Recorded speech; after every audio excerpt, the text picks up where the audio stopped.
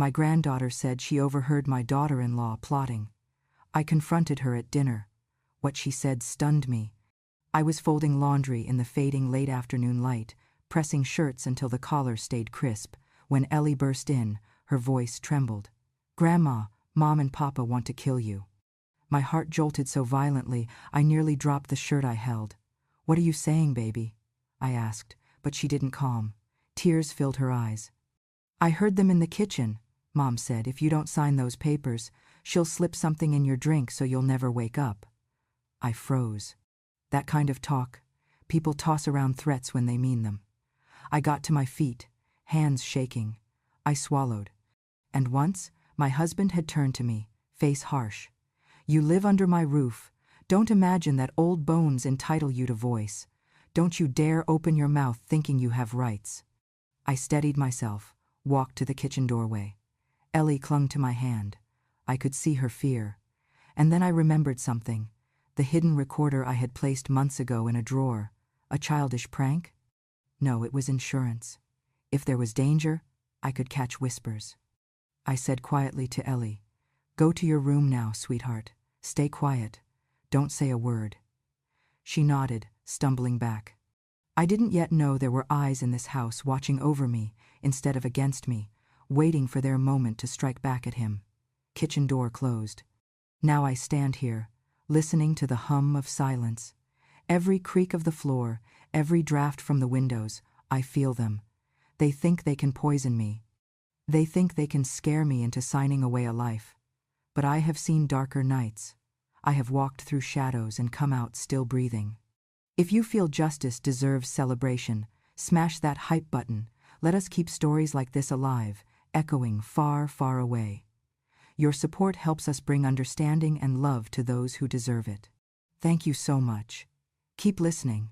I cross into the kitchen. The papers sit on the counter, trust contracts, property deeds, a transfer. Her coffee mug lies half empty. The room is cool. Her back is turned. I clear throat. "I heard the words," I say. She flinches. He looks up from his chair, features hard. I walk forward slowly. "Do you deny it, what she just told me?" My voice rings in the small kitchen.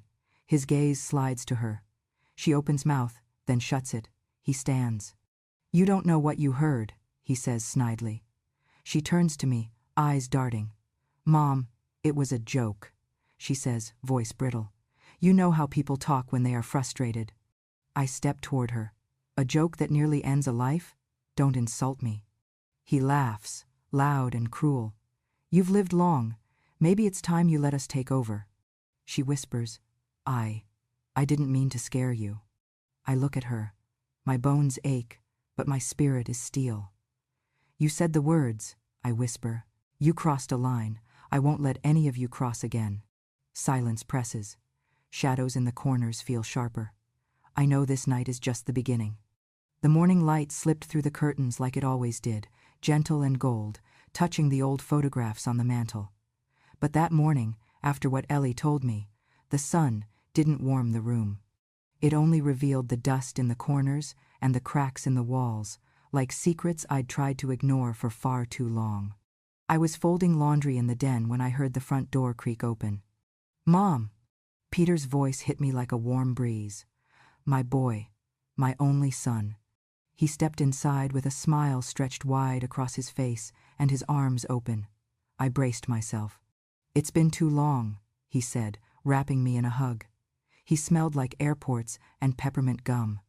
"You're early," I replied softly. "We weren't expecting you until this evening." I caught the early train. I couldn't wait to see my girls. He meant Ellie and Lydia, his wife, his family.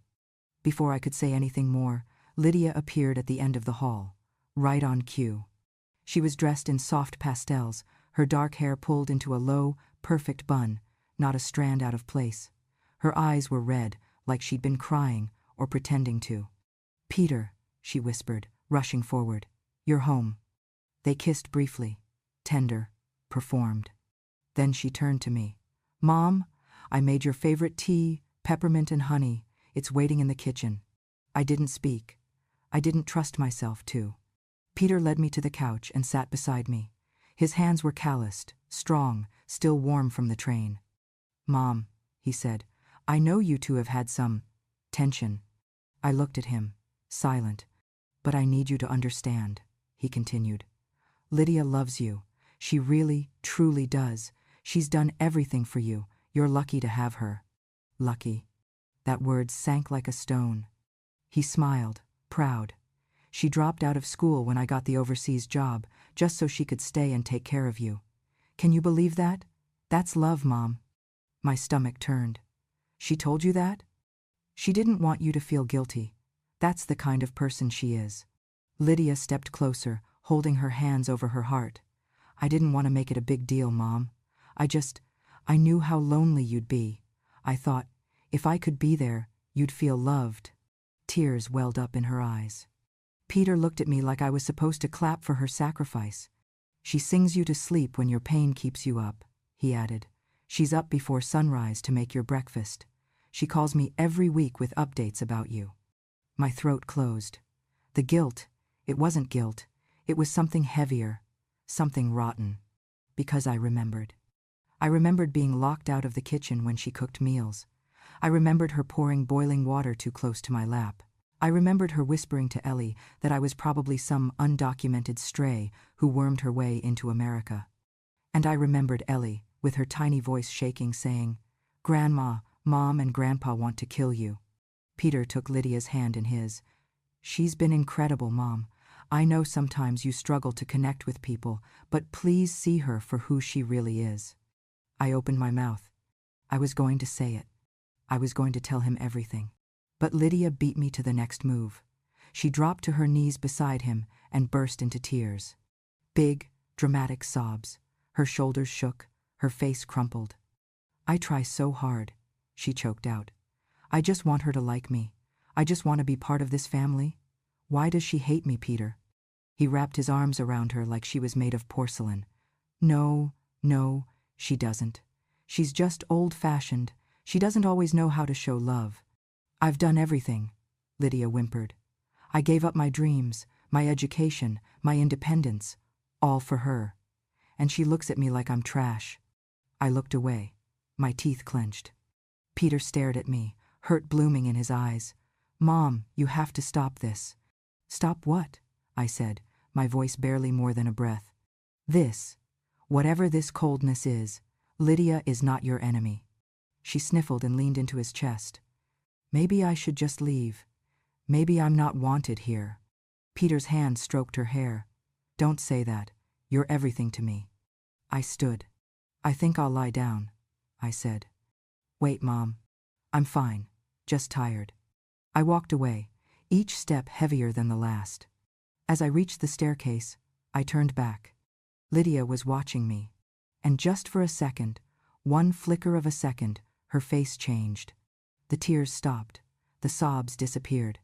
She looked at me like a chess master staring down a losing pawn.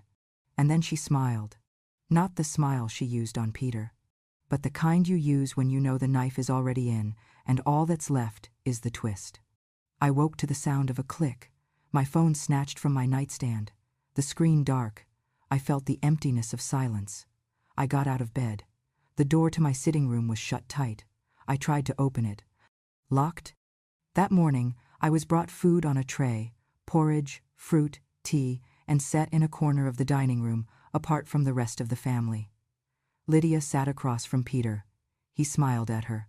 No glance in my direction. I heard Peter say, "Mom, we want you comfortable." I knew what that meant. Later, Ellie crept to me through the hallway, voice low.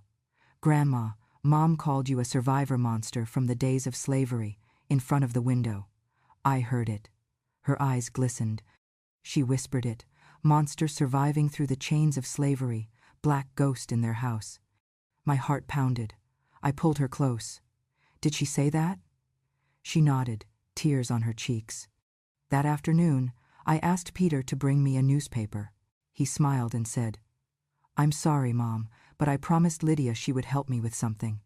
I'll bring it later."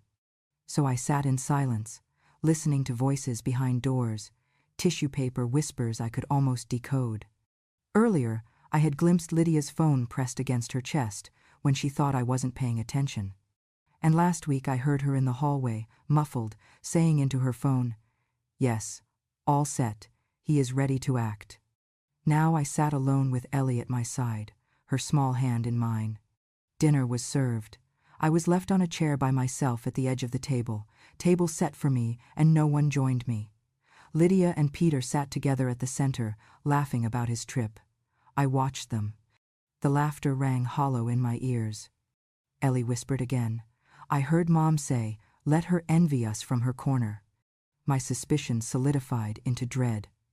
I had let so many nights pass in silence, accepting the way she pushed me out.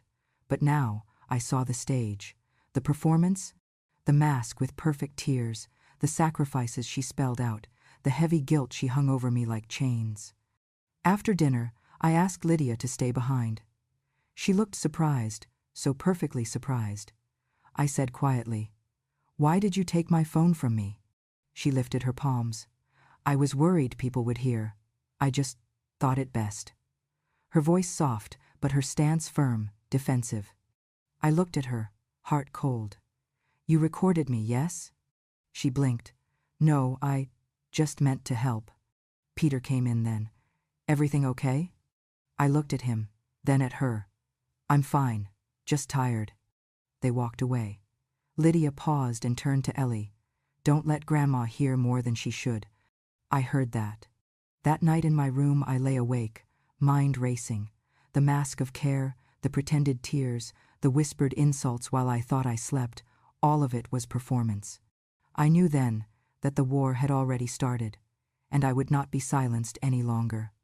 I waited until the dinner plates were set, the candles lit, and the house felt quiet in that pregnant, waiting way. My hands shook behind my back as I rose from my chair. No one spoke at first. Silverware paused, eyes turned. "Ellie told me something tonight," I said, voice firm. "She said, 'You and Robert want to kill me. Is that true?'" A hush fell. Lydia's face went pale. She didn't speak. She looked at Robert, tears forming. He leaned back in his chair and gave a mocking, cruel little smile. "She wouldn't dare say that," he said, voice cold, eyes glinting in the candlelight. "And even if she did, so what? What use is an old woman like you anymore? You think we owe you life?" Lydia gasped, a single sob escaping. Peter sat frozen, his fork clattered on his plate. There was a moment of silence so deep it felt like the house swallowed its own breath. Then Peter's voice broke through. "Father, you will regret those words if you harm her in any way." His tone was low but tremulous, full of warning. Robert laughed, dry, bitter, scornful. "Regret? Oh, you threaten me now? You think you're some kind of knight? You think your mother deserves better than you gave her all these years?" Lydia started crying fully now, shoulders shaking. I would never harm her," she stammered, pressing one hand to her chest. "I stay up nights making sure she's okay. I do everything for her. Do you think I'd ever kill her?" I stared at her. My own heart pounded. Her tears looked so perfect, but the air tasted of lies. Robert leaned forward, menacing. "Actions speak louder than words. She hears your whispers. You're plotting when you think she's asleep. She knows more than you realize." Peter stood abruptly, chair scraping the floor. His face was white, his fists clenched. "I will not let you harm her with words or hands or poison or trickery. If you so much as look at her wrong, I swear to God, I will make you pay." I stood too, hands trembling, but my voice held. "You think you're protecting me by silence, by fear? You think threats will keep me quiet?" I looked at Lydia, then Peter, then Robert. "Ellie told me. I heard her yourself, and I will not be afraid of shadows anymore." Then Lydia spoke, a soft voice cutting through the tension. "Mom, I've always feared that if I contradicted him, you'd be endangered." She met my eyes. I did this to protect you, even when it looked like I hated you. But I am on your side. I am not your enemy." Robert's face twisted. He rose slowly. "You've become clever, Lydia. You think you can fool me by tears?" He took a step forward. "I don't need your protection. I need your obedience." Peter moved between them, body tense. "You obey her? Or me? Or me and her together? He said fiercely. Robert sneered. You would defend her over your own blood? You would take his side? Peter's voice cracked. I would rather be wrong fighting for truth than silent in cowardice. For that moment, Lydia's tears faltered. She turned to me. I saw something in her eyes. Fear, regret, a tremor of fierce loyalty. Robert raised his hand, as though to strike. The candles flickered. Peter's face hardened. The whole table seemed to lean forward, the walls of the house holding their breath. Then Lydia stood too, voice loud, trembling yet unbroken. Stop it, all of you. This ends tonight. The clash would come. I felt it in my chest, sharp and taut. The night would mark a turning point, and I, old, bruised, weary, would not step back. I followed Lydia up the narrow stairs to my old bedroom, each step echoing. My heart pounded so hard I thought the walls would hear. She closed the door behind us and turned, her hands shaking as she pulled a phone from her jacket pocket. She tapped it, and silence cracked into sound. She hit play. Robert's voice filled the air. Every night, I dream of her not breathing. You help me. I'll transfer this house into your name. Then she won't matter. I froze, the pulse in my neck throbbing. He said it, in his own voice. He admitted it. Tears blurred my vision. I sank onto the bed, fingers clutching the sheet. Lydia's face was pale, guilt heavy. Mom, I didn't want you to hear it this way, but you deserve to know. I raised my head. Why? Why tell me this now? She swallowed. Because I can't watch him poison you, body or spirit. I thought if he was the only one you could trust, you'd survive. You deserve the truth. My knees trembled. The betrayal stung deeper than any slap from him. All the silent nights, all the times I swallowed fears, I had believed in them, in Peter's trust, in Lydia's lies. She knelt beside me. Tears streamed freely now. I'm sorry I hurt you. I'm sorry I let him lie, but I love you. I've loved you from the moment I found out who you were. Her voice cracked. You saved me once. I promised to protect you, even if it meant wearing armor of hate. I pressed a trembling hand to my chest. Old wounds opened. I could feel the bitterness, the loneliness, the terror that had curled around me like a serpent. Do you really believe I'll survive this? I whispered. She placed her hand over mine. Yes, and I promise, I'll stand beside you until you do. In that moment, I saw her differently. She was no longer the scheming daughter-in-law. She was a warrior, with scars hidden, forging protection from betrayal. I let the tears fall. I cried for years of silence. For the nights I feared my breath would betray me. For the trust I gave until it cracked. When I looked up, Lydia's eyes met mine, and I knew the tilt of justice had shifted. We left the room hand in hand. The house felt smaller now, but the weight on my chest was lighter. The war had begun, and I was not afraid anymore. The courthouse felt cold and echoing, as though the walls themselves were leaning forward, waiting for every word. I sat in the front pew, Lydia at my side, Peter behind her. The prosecution laid out the case. We submit recorded audio, hidden video, and signed statements. We accuse Robert Greystone of conspiring to poison and silence his own wife to seize property. Lydia stood to hand over a flash drive, her voice steady. This is the recording of my husband speaking plainly, and this video shows him plotting the act. She paused, looked at me. Mom, I did it for you. Robert's face darkened. He rose, pointing a finger at her. She lies. She seduced me, slept with me, stole information from me under the guise of affection. She manipulated me to trap me into doing what she wanted. Gasps echoed. Some leaned forward. Lydia's shoulders shook, but her eyes held firm. Peter sprang to his feet. That is a lie, he roared, voice raw with anger. He strode across the aisle, reached his father, and struck him square in the face. The crack of knuckles on skin made the air sting. Robert reeled, hand to cheek. Guards moved quickly to restrain Peter. For a breath, the courtroom froze. Then the bailiff ordered his arrest. But Peter, raising his voice for all to hear, said, "Arrest me now. I'll spend a month in jail if it means I protect my mother and my wife from the shame no man should ever endure." Silence swallowed the room. Robert's face was a mask of fury and disbelief. Then Lydia took a step forward. She turned toward me. Her voice trembled, but she spoke clear. "Mom, you might not remember, but 10 years ago, at that refugee camp donation tent, you gave me a stuffed bear. You held me when I cried. I was that girl, the girl you rescued, the one you supported in secret so I could become somebody." A hush fell so deep you could hear your own heart. I stared at her. The truth crystallized. The years of insults, the demeaning whispers, the sneers at my skin. She had carried all of them while protecting me behind the mask. The judge cleared his throat. "Given the weight of evidence, the recording, the video, the testimony, the court finds Robert Greystone guilty of attempted homicide, conspiracy, and property fraud. Sentencing to follow." Robert's legs buckled. He sank into his chair. Lydia collapsed against me, trembling. Peter, escorted away, looked back and gave me a nod, fierce, proud, loving. I reached out and held Lydia close. Her tears soaked my sleeve. I whispered, "You were always my daughter." Outside, the light was golden. I stepped onto the courthouse steps with Lydia on one side, Peter on the other, a new family, born from betrayal, but bound forever.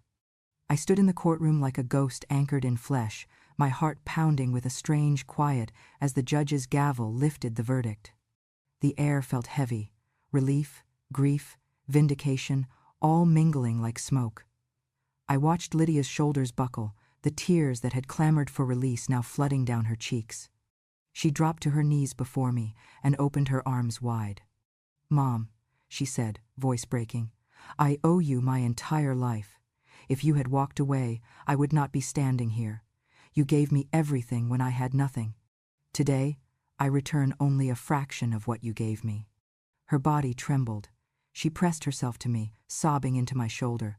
I wrapped my arms around her, feeling her pain, her fierce devotion, her long hidden scars. The courtroom felt suspended in that moment, cameras flashing, people leaning forward, breath held. And then Peter, from the defendant's dock, already restrained, tears coursing down his face, his voice cracked through the silence. "My wife, my mother, you are the two greatest women of my life." He looked at us both. The weight of years pressed into those words. The betrayal, the secrets, the lies, all collapsed in that one truth. Lydia continued to cry, pressing her cheek against mine. "I was scared, Mom, but I promised I would never let anything happen to you." I stroked her hair, feeling the softness, the fragility, the strength all at once. "You saved me," I whispered. The judge stepped down and approached. He nodded in our direction.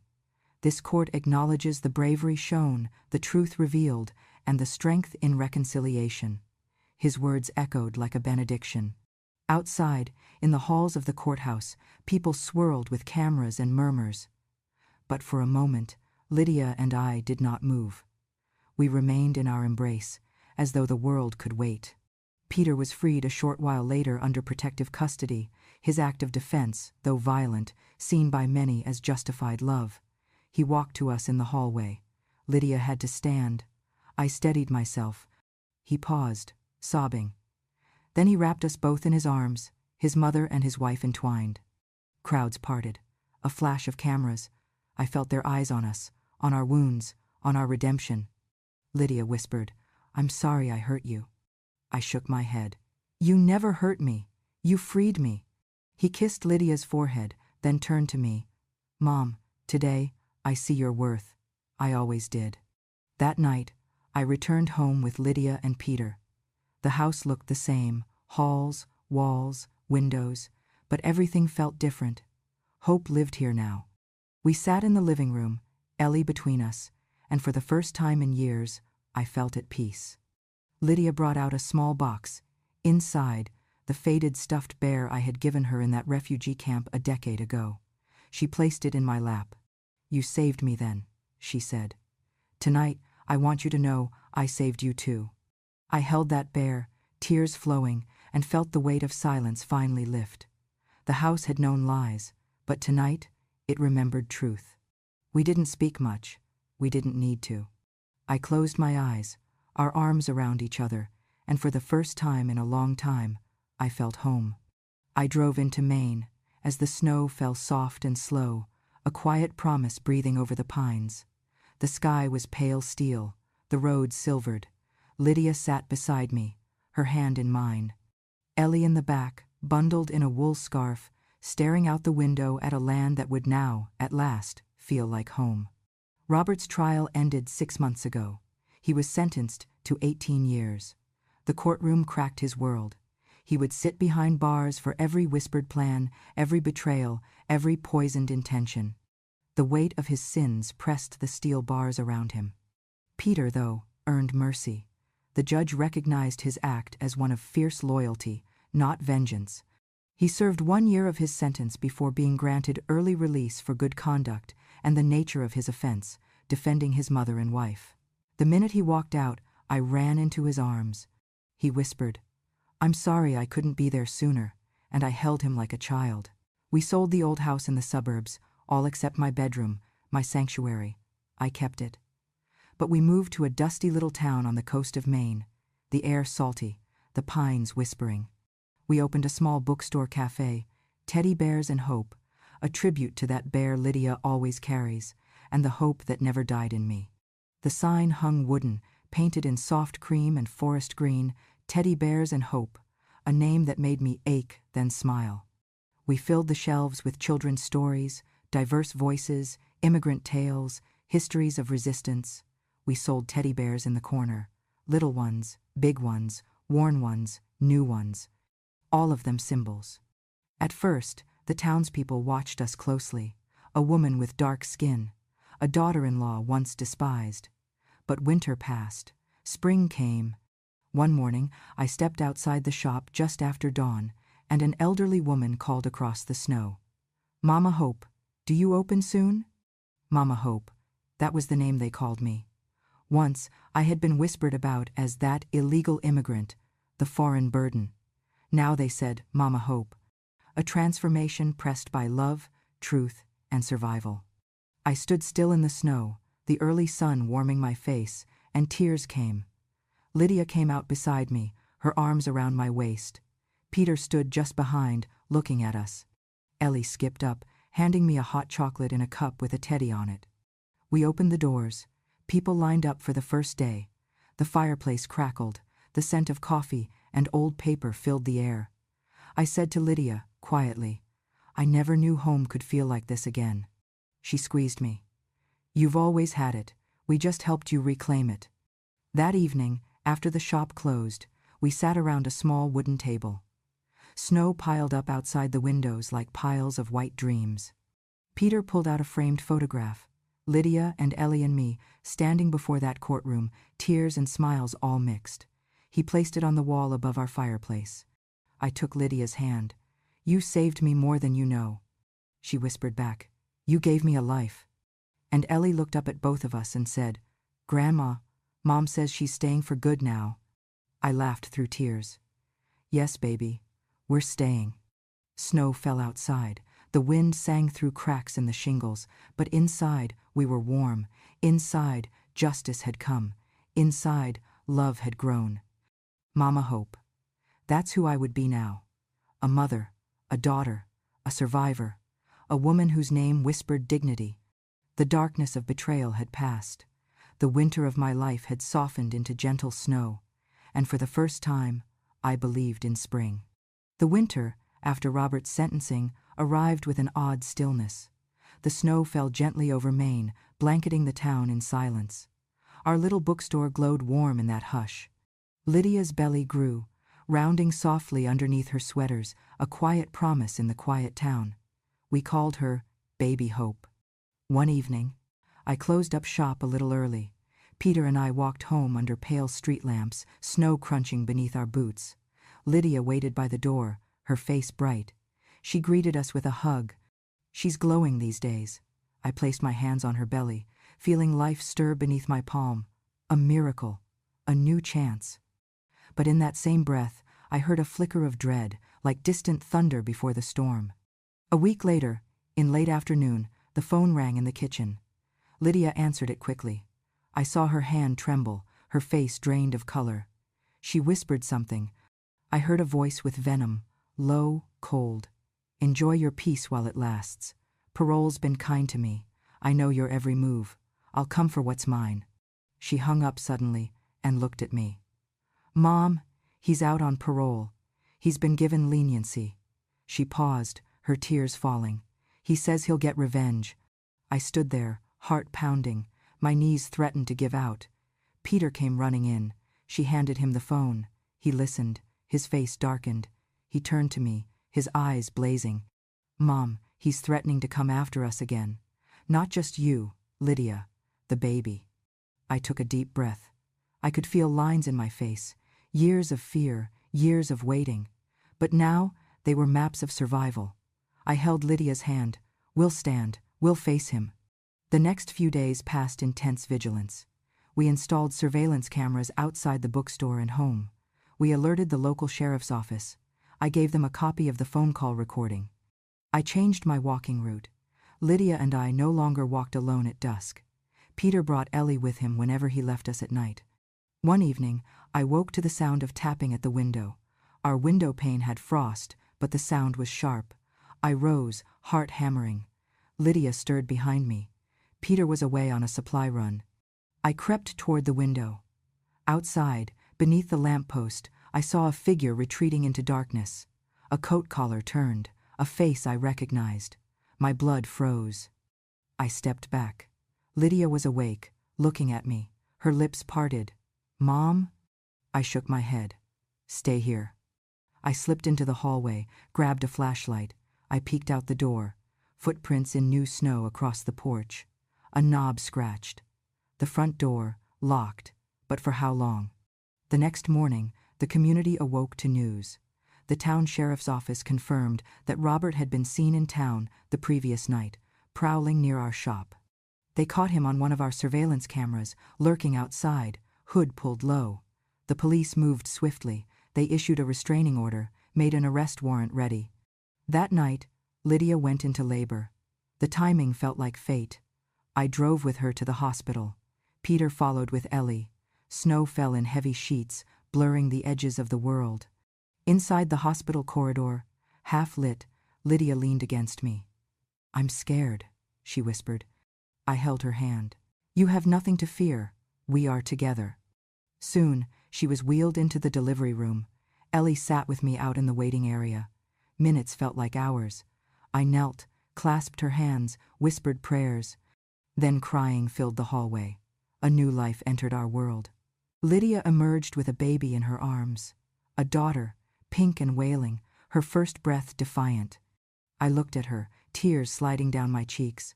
Hope had come. They named her Hope Marie. A name I chose. A light, a promise. I held her, my fingers tracing tiny eyelashes. Peter and Lydia beamed. Ellie watched with wide eyes. Just then, a guard entered the room. Lydia's face tightened. He spoke. Robert Greystone is under arrest for violating parole. He's in custody now. Threats against you and your child are part of his charge. Tears rushed. A weight lifted. The threat dissolved into nothing behind steel bars. In the days that followed, the town hailed us. A front-page article titled Mama Hope's New Dawn appeared in the local paper. Crowds came to the bookstore, buying teddy bears, books. People said my name with respect now, no more whispers of illegal immigrant. Now they called me Mama Hope. I visited Robert in jail once. He sat in the gray visiting room, glare heavy. He said nothing. I said, You lost. Your bitterness died along with your lies. I turned and walked out. At home, I tucked Hope into Lydia's arms as she slept. Peter sat by the fire, reading to Ellie. The shop sign glowed outside, teddy bears and hope. Snow fell outside the windows. Inside, laughter, music on the radio. The world felt vast and peaceful again. I closed my eyes that night. In the quiet of my bedroom, I whispered, We did it. And for the first time in decades, I believed. Snow fell in broad, soft flakes the morning after Lydia's letter arrived. It blanketed the town in quiet, as though holding its breath. I stepped out into the hush, breathing deep, letting the cold cleanse the last fears from my lungs. The bookstore glowed behind me, teddy bears and hope, its sign swinging gently in the wind. Inside, Lydia paced, cradling baby Hope. Peter stacked returned books. Ellie drifted between tables, clutching her favorite bear. I touched the envelope Lydia had shown me late last night. Under the door, written in jagged black letters, "You haven't seen the last of me." The photo inside was grainy, a figure in a hood lurking beneath our awning. Proof that even behind bars, Robert's shadow remained. My chin trembled. But fear no longer ruled me. I melted the last of my tremble into resolve. Peter came beside me. "We alerted the sheriff. We've tightened security. He won't get in again." His voice was steady. I nodded, trusting him. As dusk settled, we hosted our first anniversary celebration for teddy bears and hope. The crowd gathered in front of the shop, neighbors, patrons, children with plush bears. Strings of lights glowed overhead. Lydia held Hope, swaddled in a soft blanket, Peter by her side. Ellie sat on a crate, her small legs swinging, eyes bright. I climbed onto the makeshift stage, a wooden crate beside the door, and cleared my throat. The gathering was hushed. Rain of snow twinkled from lampposts. "Thank you," I began, voice cracking with emotion. "Thank you for being here tonight, for welcoming me, for believing in healing, for giving us this haven of stories and love." I looked down at my daughter-in-law and granddaughter. Hope is more than a name. She is our renewal. She is what it means to survive. The crowd watched softly, faces gentle in the winter light. I blinked back tears. We have carried burdens too heavy to name: loss, betrayal, silence. But in this year, with your kindness, we have rebuilt. We have chosen love over fear, community over isolation, hope over despair. Applause rippled softly. Lydia's hand squeezed mine. Ellie broke into giggles, offering teddy bears to passers-by. The world felt full again. Later, after the crowd departed, we stood near the fireplace in our home above the bookstore. Snow pounded the windows. Lydia's head rested on my shoulder. Peter sat beside us, arm around both of us. We spoke little. Ellie napped in the next room. Peace settled. Then Lydia turned, voice barely above a whisper. "Mom, thank you, for believing, for fighting." I looked down at the baby's sleeping face, then at Lydia's tired eyes. I brushed a stray curl from her hair. "You gave me life again," I replied, voice soft. Peter kissed my forehead, and Ellie peeked around the curtain, her eyes shining. We sat there together, 3 generations folded into warmth. At midnight I rose, walked to the window, watching snow swirl. The threats, the past, they felt distant now, powerless. I whispered into the dark, "You lost. We won." I walked back, slipping into bed between Lydia and Hope. She shifted, laid a small hand on my chest. I closed my eyes and slept, knowing dawn belonged to us now. That winter, the town no longer whispered of illegal immigrant. They welcomed Mama Hope. Children drew bears and books in chalk on sidewalks. "Hope lives here." The sign above our shop felt less like a title and more like a promise. In spring, Ellie would help plant flowers outside, bluebells and daisies. Hope would toddle between tables in the shop, giggling at picture books. Lydia would nurse her beneath the reading window. Peter would manage inventory, reorder titles, smile at customers. And I, old as I am, would read bedtime stories by lamplight, hear laughter echo down hallways, feel the warmth of justice finally settled in these walls. When people asked me how it felt to come that far, I would say, "They tried to bury me. They did not know I was a seed."